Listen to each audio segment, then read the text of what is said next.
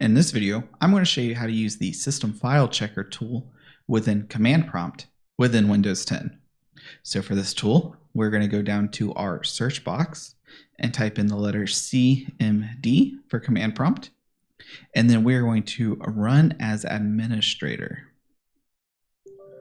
We are going to allow access to change our computer. And now we have a command prompt open. So first, we're going to type in the letters sfc for System File Checker, and then do a space, and then a slash that goes from the bottom left to the top right. And then we're going to do scan now with no space, and press enter. This will begin the system scan, and this will most likely take a while to scan.